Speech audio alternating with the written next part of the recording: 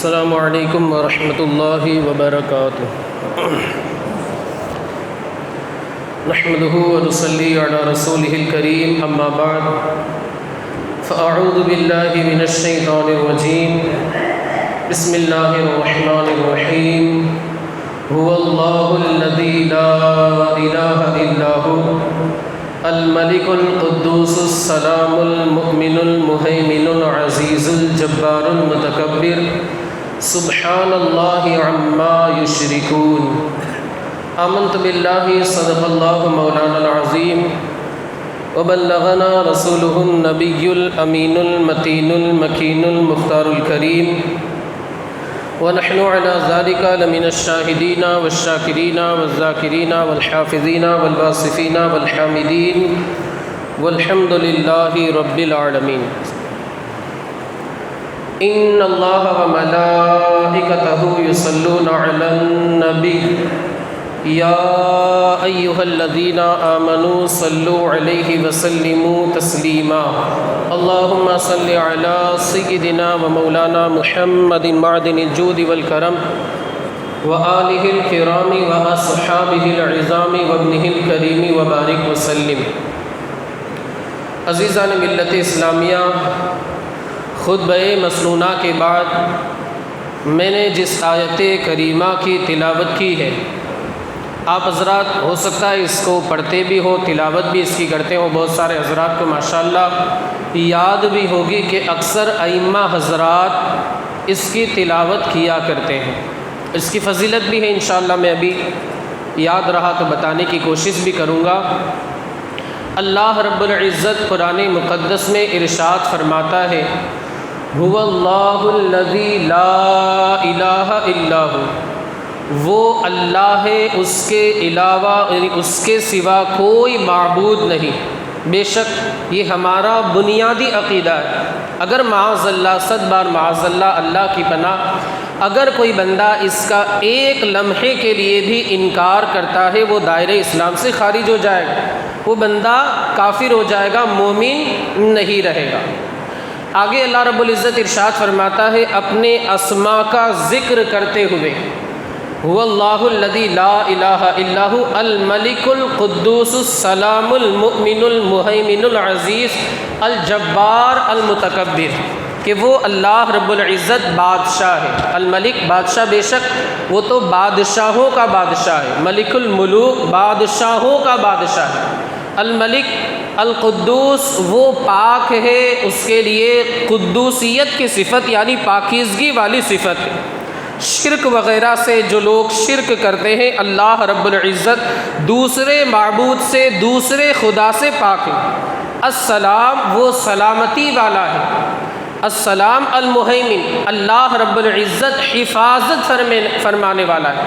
بے شک ہماری حفاظت سوائے اللہ رب العزت کے اور اس کی مدد کے اور کوئی نہیں کر سکتا۔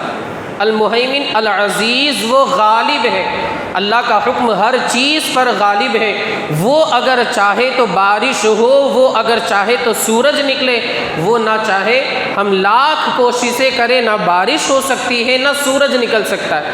یہ نیچرلی بارش کی بات کر رہا ہوں جو آسمان سے ہوتی ہے، ورنہ جو ان نیچرل بارش آج کل کروائی جاتی ہے جیسے دبئی وغیرہ میں اس کی بات نہیں کرتا۔ جو قدرتی بارش ہے جب تک رب کعبہ نہ چاہے نہیں ہو سکتی، اور یہ جو ان نیچرل ہے یہ بھی اللہ کے چاہے بغیر نہیں ہو سکتی۔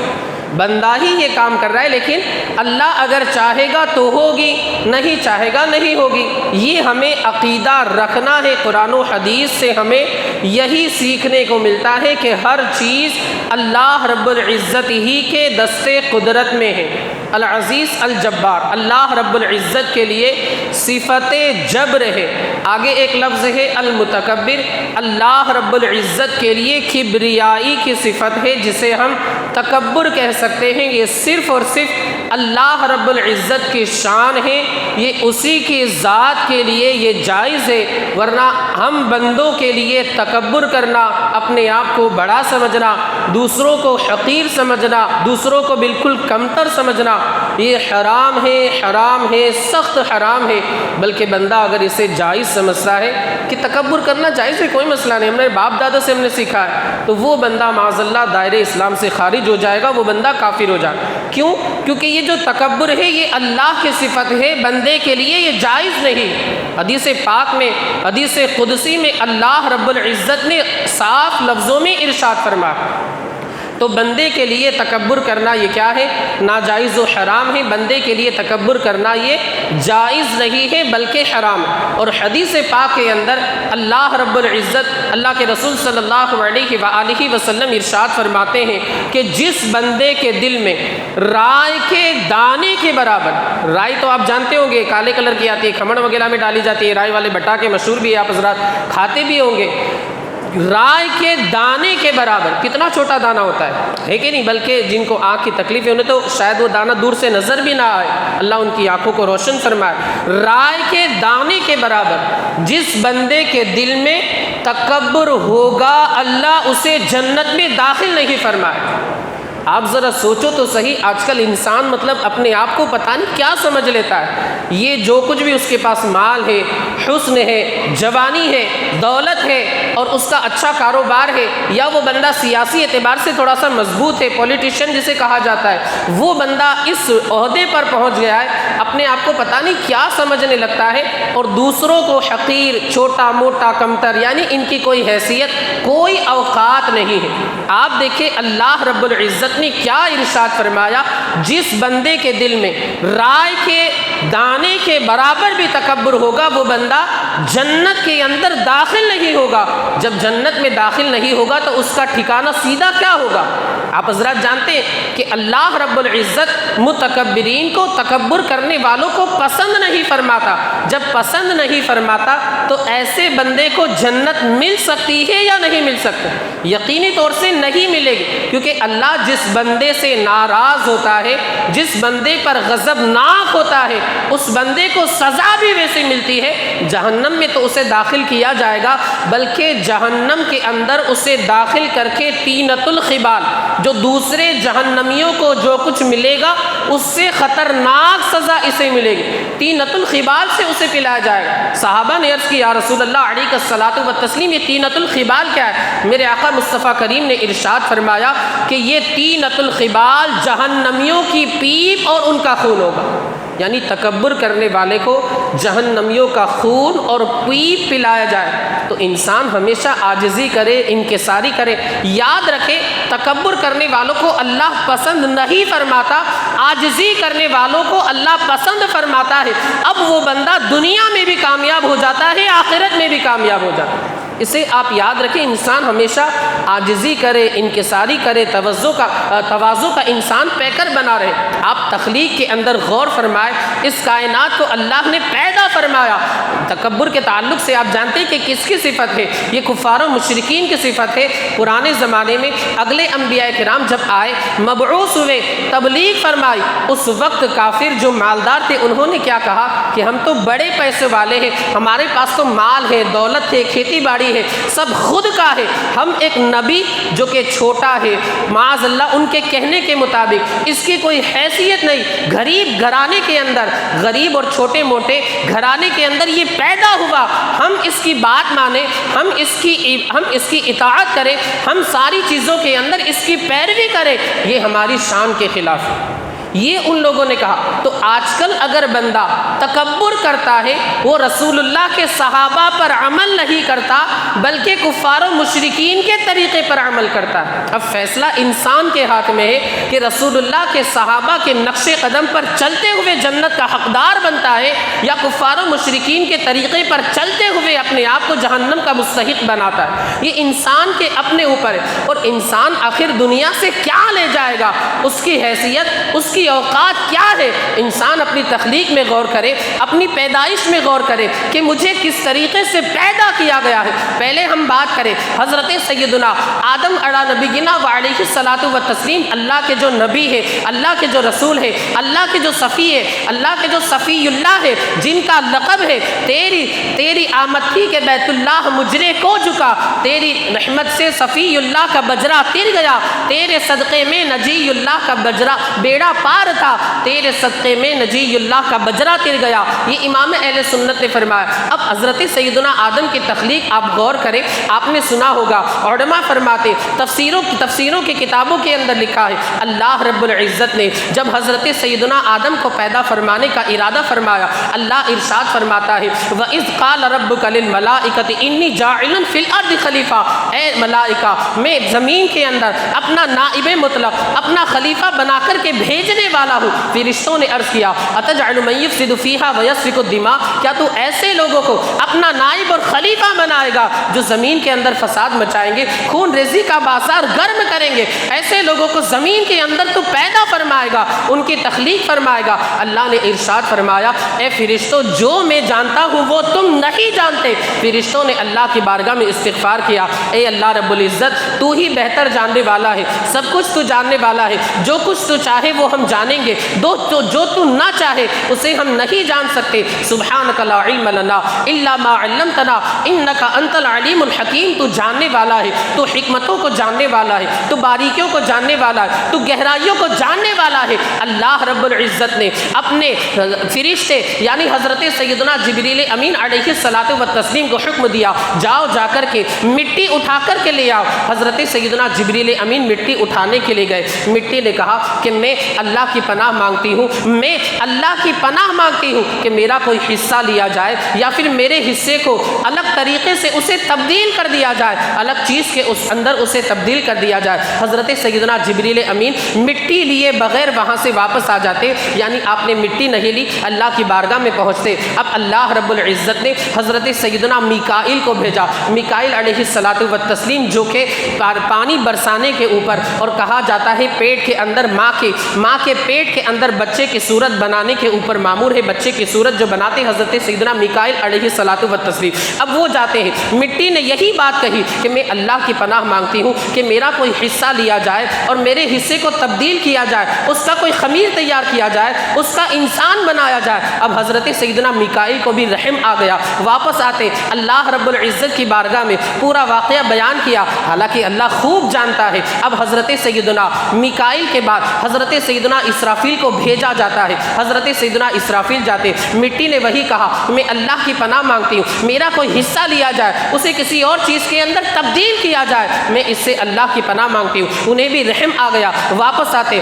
اب چوتھے نمبر پر اللہ کے چوتھے فرشتے جو اللہ کے مقبول ہے، اللہ کے مقرب ہے، یہ چار فرشتے ہیں اللہ کے نزدیک، ان کا انتہائی بلند و بالا مقام ہے۔ آپ نے نام سنا ہوگا، آپ یاد بھی کرتے ہوں گے، انسان کو ان کا نام ہمیشہ یاد بھی رکھنا چاہیے، کوئی بھروسہ نہیں آج ان کی باری ہے، آج ہم ان کا جنازہ اٹھا رہے، آج ہم ان کی نماز جنازہ پڑھ رہے ہیں، کل ایک وقت آئے گا لوگ ہمارے مرنے کی خبریں دوسروں تک پہنچائیں گے، مسجد کے اندر اعلان ہوگا فلاں صاحب کا انتقال ہو گیا، اب لوگ تیار ہوں گے، آئیں گے، ہمیں غسل دیا جائے گا، ہمیں کفن دیا جائے گا، ہمارا جنازہ اٹھایا جائے گا، نماز جنازہ ادا کی جائے گی اور ہمیں سپرد خاک کر دیا جائے گا، قبر کے اندر دفن کر دیا جائے گا۔ اب یہ جو روح قبض کرنے والے کون ہیں آپ جانتے ہوں گے، اگر کچھ لوگ نہیں جانتے تو میں بتا دوں، حضرت سیدنا اسرائیل علیہ الصلاۃ والتسلیم، نام یاد رکھیں، ہمیشہ یاد رکھیں، اور ان کو روزانہ کم از کم 70-75 جتنی مرتبہ ہو سکے یاد کرتے رہیں، اس لیے کہ انہیں یاد رکھیں گے موت کو بھی ہم یاد رکھیں گے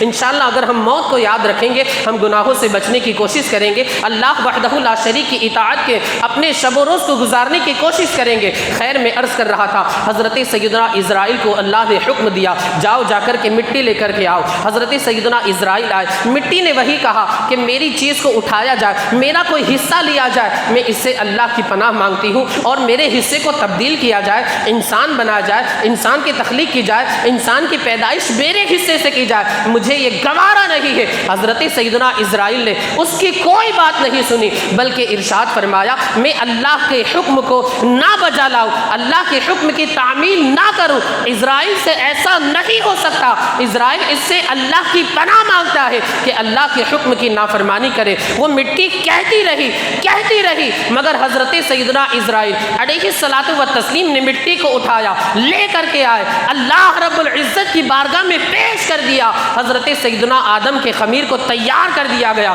اب وہ جو خمیر تھا وہ حرکت کرنے لگا، اللہ اکبر۔ اب اللہ کی جانب سے نور مصطفیٰ کو اس خمیر کے اندر ڈال دیا گیا، نتیجہ یہ ہوا کہ وہ جو خمیر حرکت کر رہا رہا تھا، نور مصطفیٰ کی بنیاد پر وہ خمیر تھا، انتہائی پرسکون ہو جایا کرتا ہے۔ یہ نور مصطفیٰ کی برکت۔ حضور تاج الشریعہ فرماتے بھی ہے، مجھے وہ شعر یاد نہیں آ رہا ہے، آب و گل میں نور کی وہ پہلی کرن، جان آدم جان حوا آپ ہے۔ یہ نور مصطفیٰ کی برکت ہے کہ حضرت سیدنا آدم کا جو خمیر تھا حرکت کر رہا تھا، پہلی مرتبہ بنایا گیا تھا، اللہ کی تجلی کا ظہور تھا، سامنے اللہ کی تجلی کا ظہور ہو رہا تھا، وہ خمیر حرکت کرنے لگتا ہے، نور محمدی کو ڈال دیا گیا، حضرت آدم کا خمیر جو تھا وہ پرسکون ہو جاتا ہے، ٹھہر جاتا ہے۔ آب و گل میں نور کی وہ پہلی کرن، جان آدم جان حوا آپ ہے۔ میں عرض کر رہا تھا، اسی بنیاد پر حضرت سیدنا اسرائیل کو لوگوں کی موت کے لیے معمور کر دیا گیا۔ کیوں؟ کیونکہ مٹی کی بات انہوں نے نہیں سنی، رحم نہیں آیا۔ آج کل آپ دیکھیں، ایک جوان ماں کا بیٹا، اس کا انتقال، اس کی خبر ہمارے کانوں تک آتی ہے، موت اس کی ہو جاتی ہے۔ حضرت اسرائیل کو رحم اللہ رب العزت نے یہ صفت نہیں دی ہے، بلکہ یہ صفت عطا فرمائی ہے کہ اللہ کا جو حکم ہے اس پر عمل کرنا ہے۔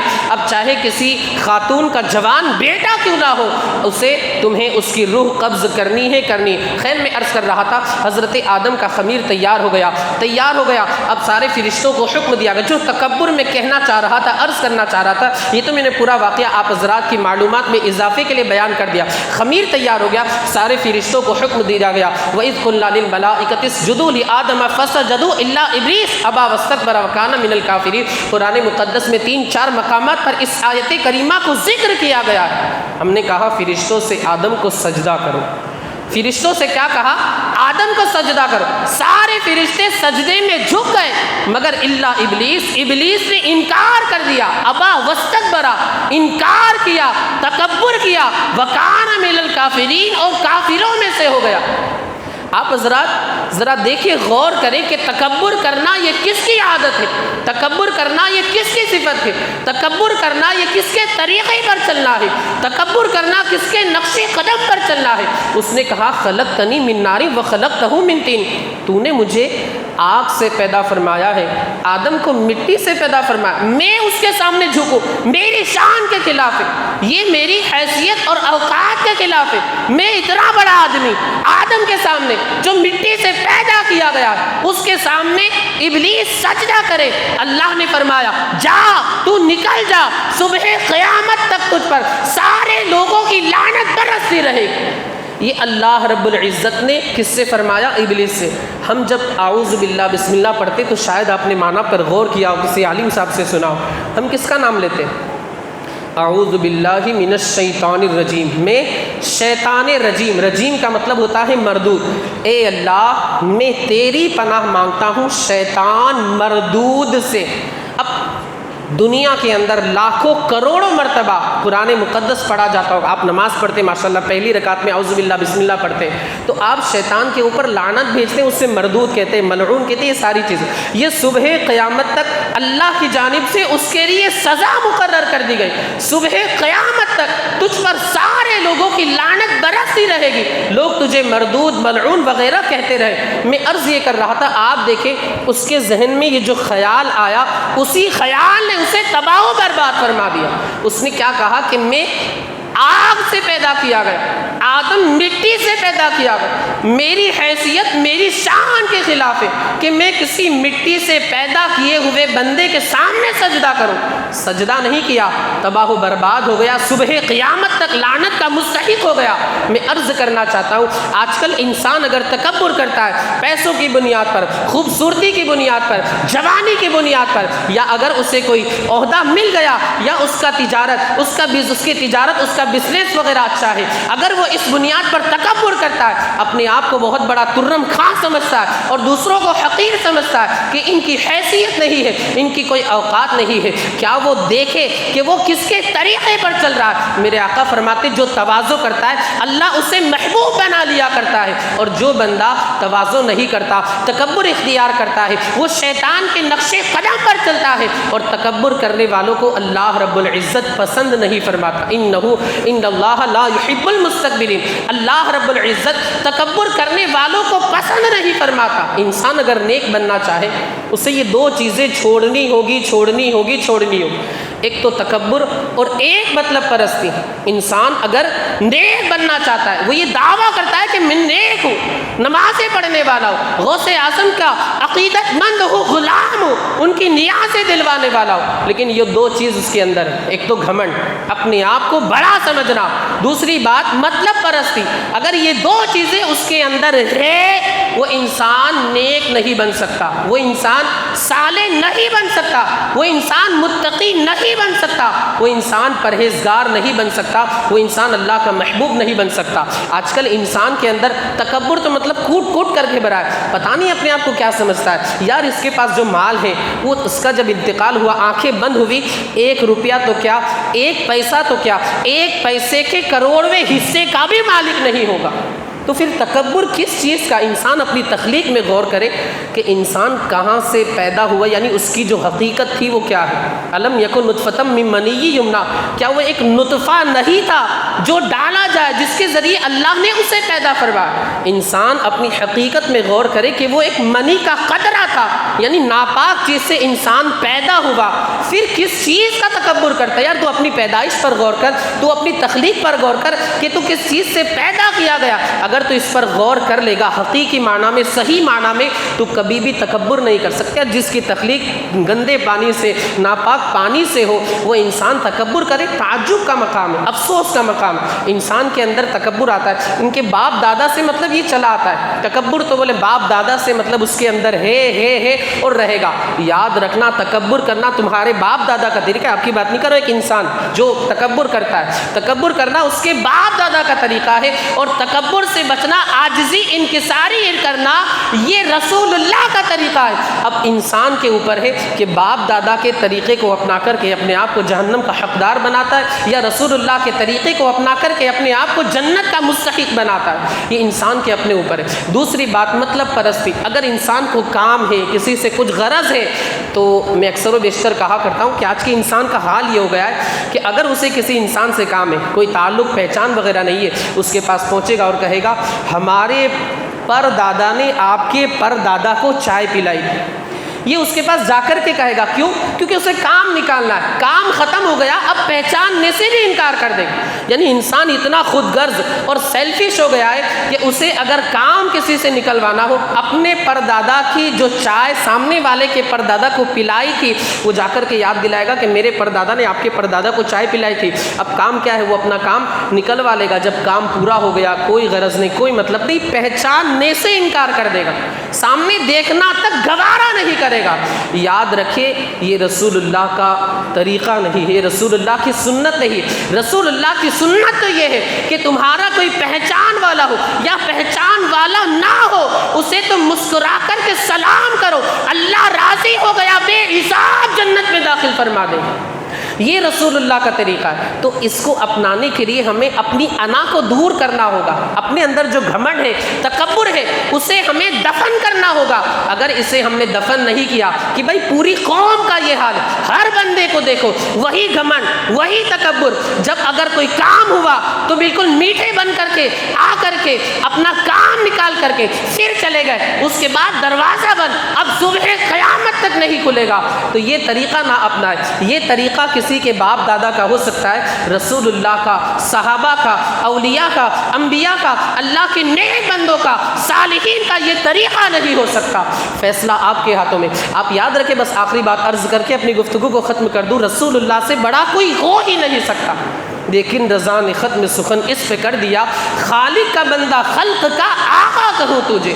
اللہ رب العزت کے نبی کی شان تو یہ، اللہ کے بعد سب سے بڑا مرتبہ رسول اللہ کا، کوئی اس کا انکار کرے وہ بھی بندہ دائرے اسلام سے خارج ہو جائے گا۔ اللہ رب العزت اپنے نبی صلی اللہ علیہ وآلہ وسلم کی شان کو اللہ نے اس طریقے سے بڑھایا، مگر اس کے باوجود بھی سیرت کی کتابوں میں لکھا ہے کہ آقا کریم صلی اللہ علیہ وسلم خود اپنے دستے مبارک سے جھاڑو دیا کرتے، اپنے گھر کی صفائی کیا کرتے، جانوروں کے اندر جو وغیرہ ہو جاتی تھی اسے اپنے دستے اقدس سے نکالتے، جانوروں کو خود اپنے دستے مبارک سے چارہ کھلایا کرتے تھے، جانوروں کو جو گھر کے جانور بکری وغیرہ تھی خود جنگل میں لے جا کر کے چرایا کرتے تھے۔ یہ آقا کریم جن کا مرتبہ اللہ کے بعد سب سے بڑا ہے، جب ان کی یہ شان ہے کہ گھر کے کام خود کرتے ہیں اور تکبر کا تو بالکل وہاں پر سوال ہی پیدا نہیں ہوتا، تو آج کل جو چھوٹا موٹا انسان جس کے اخلاق، جس کے اعمال کا کوئی ٹھکانہ نہیں، تھوڑی بہت دولت کیا آ گئی، تھوڑا بہت حسن کیا،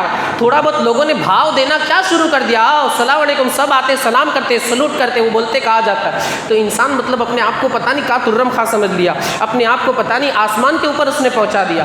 جو بہت جلدی اوپر جاتے بہت جلدی نیچے آتے، اسے بھی آپ یاد رکھیں۔ تو انسان تکبر سے اپنے آپ کو بچائے، تکبر سے انسان پرہیز کرے اور اللہ کا نیک اور مقبول بندہ بن کر کے رہ جائے۔ آیت کریمہ جو میں نے پڑھی تھی اس کے تعلق سے میں نے کہا تھا فضیلت اگر یاد رہی تو بتاؤں گا، یاد رکھے سورہ حشر کی آخری 3 آیتیں، اکثر آپ سنتے رہتے، هو اللہ الذی لا الہ الا هو، جو بندہ صبح میں ایک مرتبہ یعنی اعوذ باللہ السمیع العلیم من الشیطان الرجیم ایک مرتبہ پڑھتا ہے اور ان 3 آیت کو پڑھتا ہے، اللہ شام تک ایسے 70,000 فرشتوں کو مقرر فرماتا ہے۔ یا بندہ ان 3 آیتوں کو صبح میں پڑھتا ہے، اعوذ باللہ السمیع العلیم من الشیطان الرجیم، اس کے بعد یہ 3 آیتیں پڑھتا ہے، شام تک اللہ کے 70,000 فرشتے اس کے لیے مغفرت کی دعا کرتے ہیں۔ اور اگر شام میں پڑھتا ہے تو شام سے لے کر صبح تک 70,000 فرشتے اس کے لیے مغفرت کی دعا کرتے ہیں۔ اتنے پر بس نہیں، بلکہ جب یہ آیت پڑھی ہے نا، اللہ کا کلام اس نے پڑھا ہے، اللہ کے کلام کی تلاوت کی، اجر یہ ملے گا جب اس کا انتقال ہوگا اللہ اسے شہادت کے درجے پر فائز فرمائے گا، وہ بندہ شہید ہو کر کے مرے گا۔ اللہ تعالی ہمیں آپ کو ساری دنیا کے خوش عقیدہ مسلمانوں کو عمل صالح کی توفیق رفیق عطا فرمائے، مصطفیٰ کریم کی سنتوں کے مطابق زندگی کے شب و روز گزارنے کی توفیق رفیق عطا فرمائے۔ کھڑے ہو جائیں، صفے درست کر لیں، خالی جگہ کو پر کر لیں، سنت باقی ہو اطمینان و سکون کے ساتھ ادا فرمائے۔